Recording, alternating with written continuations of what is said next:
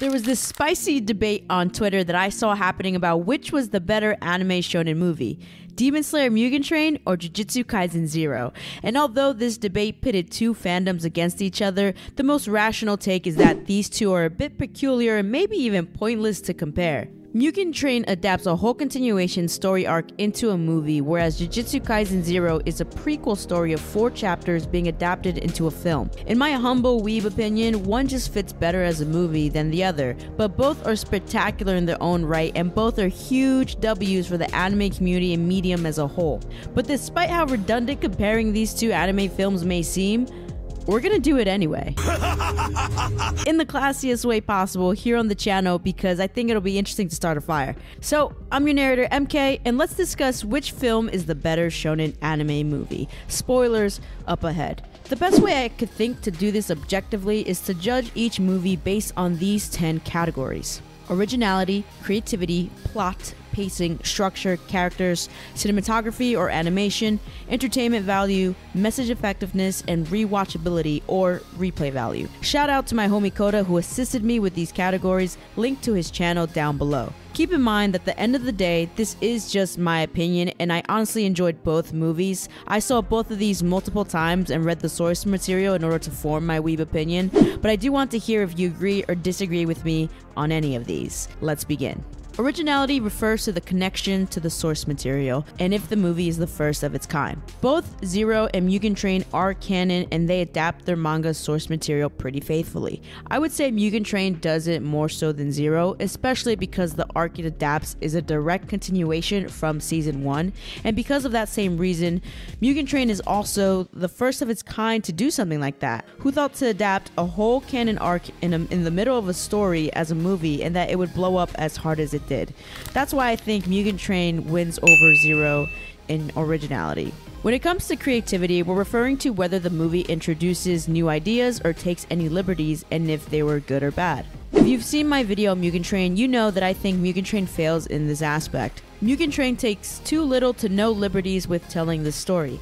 Particularly, my quarrel is with the villain characterization of Enmu, the lower moon demon. I go into detail in my video, but what I wanted to see was either Enmu's backstory, like how he got his powers, how he was as a human, or I want to see him actually be the sadistic villain who loves seeing people suffer, but we didn't really see that. Jujutsu Kaisen 0, on the other hand, expanded and added some great scenes in the movie by giving us some badass cameos of the side characters. We watched characters we love like Naname and Todo do their thing and get in on the action. We saw Gojo being OP per usual and look gorgeous while doing it. Seriously, they gotta stop making him look so damn good all the time. These scenes added to the hype and excitement to the movie, along with the expanded fight scene between Yuta and Geto and Yuta's training scene with Maki. So for me, Zero wins over Mugen Train in the creativity aspect. When we talk about plot, it comes down to, was the script a solid concept? Now, I mentioned how I think one of these fits better as a movie than the other, and in my opinion, that is Jujutsu Kaisen 0. Because it's a prequel with a clear beginning, middle, and end, to me, it was just better suited to be a movie.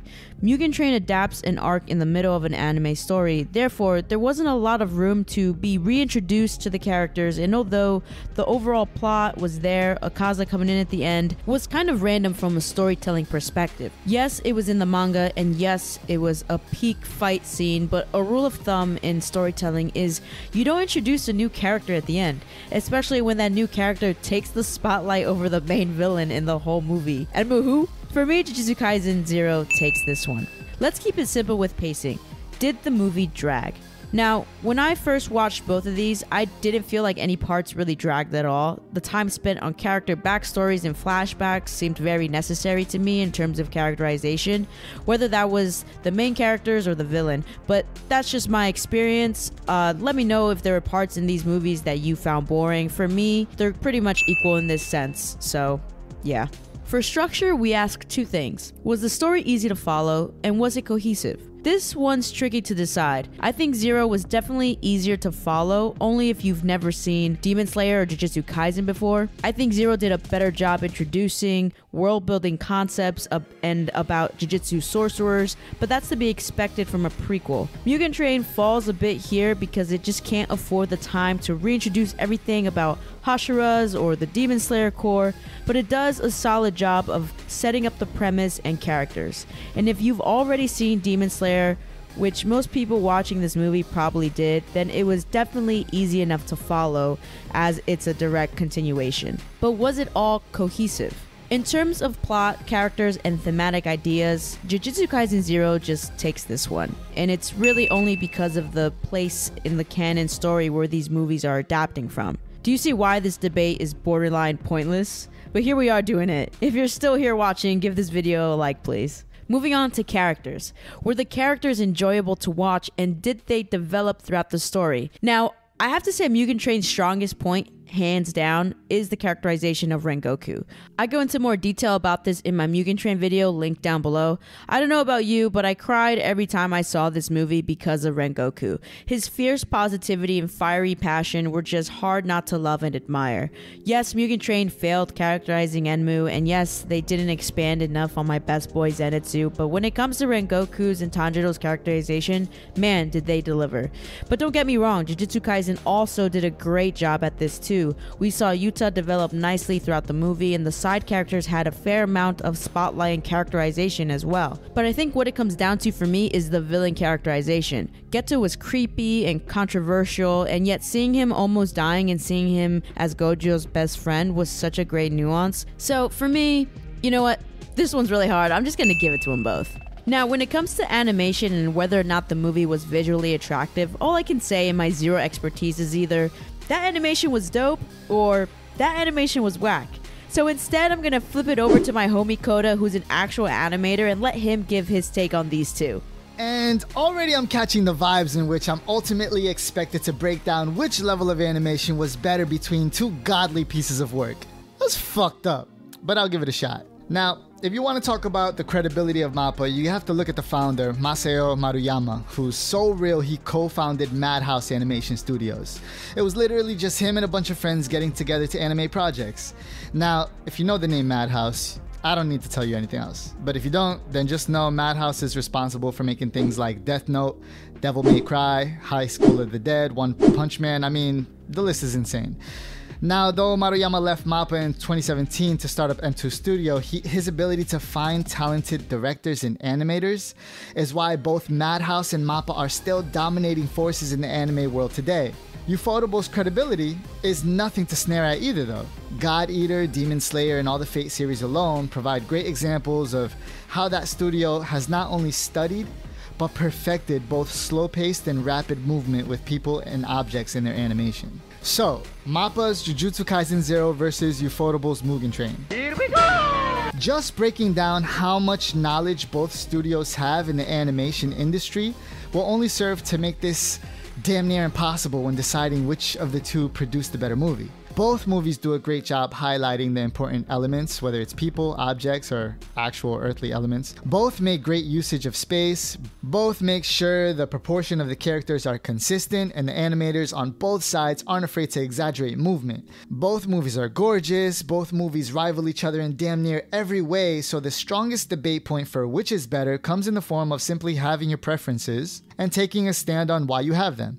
I'll give you an example. The awesome usage of camera angles and character positioning, are they better for you in Mugen Train or Jujutsu Kaisen 0? The smooth character movement and the frame-by-frame animation may be on par with one another, but do the beautiful backgrounds go to Demon Slayer? During the fight scenes, do you prefer the highly vibrant colors Ufotable is working with, or the lower saturated yet more realistic color tones MAPPA is delivering? To put it simply, both studios have an incredible stable of talent for delivering a mind-blowing production. Based on the experience both studios have in delivering epic work, it's damn near impossible to decisively say which is better. So to me, it definitely boils down to the design. Which look and feel did you gravitate to? Because the animation quality was pretty much one and the same. Can't say I'm impressed though. One of the things that makes MAPPA and Ufotable so loved among the fans is the studio's genuine ability to keep the competition heavy and alive. As long as they keep producing such stunning work, we'll keep arguing over who did it better. Entertainment value is the most subjective category, so we're going to make this quick. Was the movie exciting? Was the soundtrack a banger? I highly enjoyed both these movies. I was hype, I cried, and I banged my head into my popcorn every time the Kaza fight scene music came on. So this one's hard to decide, but just to piss off Jujutsu Kaisen fans, I'm going to give it to Mugen Train. Message effectiveness. Did the movie get its message across effectively? What was the point? I actually think both movies did this pretty well. Mugen Train showed that despite being human and substantially weaker than demons, demon slayers who train hard and maintain vigor can one day prevail. The persistence of the fight against demons is what matters, and Tanjiro was able to push past the dream of staying with his family in order to defeat Enmu. Likewise, in Jujutsu Kaisen 0, the idealistic view that the world should be filled with sorcerers and all non-sorcerers should perish is inherently evil, and the fight against cursed spirits and energy to keep the world at peace is what matters. Also, Yuta finding the will and reason to keep on living and living confidently is a great message and totally relatable. For me, in this aspect, both are major wins. Lastly and finally, because this video is getting way too long, we have rewatchability or replay value. Pretty self-explanatory. Which one of these movies can you see yourself rewatching over and over again? This one is pretty subjective as well. For me, I think I would rewatch Jujutsu Kaisen 0 more often simply because more of my favorite characters like Gojo and Toge had more of a spotlight than, say, my favorite character from Demon Slayer, which is Zenitsu. Although I will rewatch Mugen Train just for Rengoku. I also thought the budding beginnings of a romance between Yuta and Maki is nice to watch. Y'all know I'm a sucker for a romance subplot, even if it's in my own headcanon, okay? Fuck it. But for me, I'll have to give this one to Jujutsu Kaisen. Fight me. So overall, I think Jujutsu Kaisen 0 just takes it as the better anime movie, in my humble weeb opinion, and that feels wrong to say because I truly did enjoy Mugen Train a whole lot, and I think it's an amazing film. Regardless of this video, these two hit anime movies are huge W's for us, and you love to see it, so let me know what you think about all this. Do you agree with me, or are you already in the comments with your pitchforks ready to burn everything down? Also, I said this before in my last video, but this channel recently hit over 400 subscribers, which is amazing. And I just want to say it again. Thank you so much to everyone. I'm your narrator, MK, and thanks for listening to my lukewarm takes. Don't forget to check out my homie Kota's channel down below. And follow me on Twitter, link down below, and I have some other links to help support the channel. Until next time, I'll see you later, fam.